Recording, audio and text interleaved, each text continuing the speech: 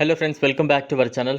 కశ్మీర్లో మానవ హక్కుల ఉల్లంఘన జరుగుతోందని గగ్గోలు పెట్టే పాకిస్తాన్కు తన మిత్ర దేశం చైనాలో మసీదులు, ముస్లింలపై జరుగుతున్న దాడులు ఏమాత్రం పట్టావు. జిన్జియాంగ్ ప్రావిన్స్లో వేలాది మసీదులను చైనా అధికారులు కూలగొట్టారని, ఈ ప్రాంతంలో యథేచ్ఛగా మానవ హక్కుల ఉల్లంఘనకు పాల్పడుతోందని ఆస్ట్రేలియా నివేదిక సంచలన విషయాలు బయటపెట్టింది.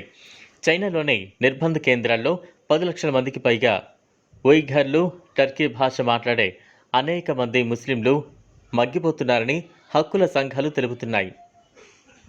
సాంప్రదాయాలు, మతపరమైన కార్యకలాపాలను విడిచిపెట్టాలని వారిని ఒత్తిడి చేస్తున్నారని ఆరోపించాయి. వాయువ్య చైనాలో దాదాపు 16,000 మసీదులు ధ్వంసం కావడం లేదా దెబ్బతిన్నట్లు ఆస్ట్రేలియా స్ట్రాటజిక్ పాలసీ ఇన్స్టిట్యూట్ నివేదిక వెల్లడించింది. ఉపగ్రహ చిత్రాలను విశ్లేషించి స్టాటిస్టికల్ మోడల్ ద్వారా ఈ నివేదికను రూపొందించింది. గడిచిన 3 ఏళ్లలోనే 8,500 మసీదులను పూర్తిగా కూల్చివేశారని, ఉర్మికి, కస్గర్ ప్రాంతాల్లోనూ అనేక మసీదులు దెబ్బతిన్నాయని పేర్కొంది. చాలా మసీదులకు గుమ్మటాలు, స్తంభాలు తొలగించినట్లు వివరించింది. జిన్జియాంగ్ ప్రావిన్స్లో 15,500 వరకు మసీదులకు నాశనం చేసినట్లు నివేదిక స్పష్టం చేసింది. ఇక మరోవైపు మసీదుల్లో లౌడ్ స్పీకర్ల వినియోగంపై సౌదీ అరేబియా తాజాగా సంచలన నిర్ణయం తీసుకుంది.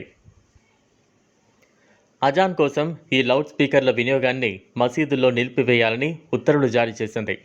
మసీదుల్లోని లౌడ్ స్పీకర్ల వాల్యూమ్లో 3వ వంతు మాత్రమే సెట్ చేయాలని సౌదీ అరేబియా దేశ ఇస్లామిక్ వ్యవహారాల మంత్రిత్వ శాఖ ఆదేశించింది.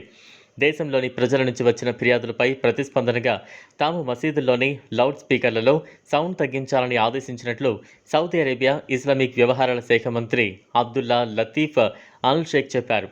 లౌడ్ స్పీకర్లు తమ పిల్లల నిద్రకు భంగం కలిగిస్తున్నాయని తల్లిదండ్రులు ఇచ్చిన ఫిర్యాదులు ఉన్నాయని మంత్రి షేక్ చెప్పారు. స్టేట్ టెలివిజన్ చూపించిన వీడియోలో మంత్రి మాట్లాడుతూ, ప్రార్థన చేయాలనుకునే వారు ప్రార్థనకు ఇమాం పిలుపు కోసం వేచి ఉండాల్సిన అవసరం లేదని మంత్రి షేక్ అన్నారు. దేశంలోని రెస్టారెంట్లు, కేఫ్లలో కూడా బిగ్గరగా సంగీతం పెట్టకుండా నిషేధించాలని ప్రజలు కోరుతున్నారు. సౌదీ అరేబియా రాజు మహమ్మద్ బిన్ సల్మాన్ సౌదీ అరేబియాను ఉదారంగా మార్చడానికి, ప్రజా జీవితంలో మతం పోషిస్తున్న పాత్రను తగ్గించడానికి ప్రయత్నిస్తున్నారు.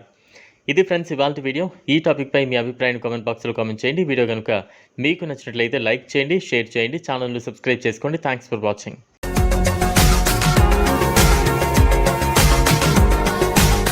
మరిన్ని అప్డేట్స్ కోసం మా ఛానల్ని సబ్స్క్రైబ్ చేయండి.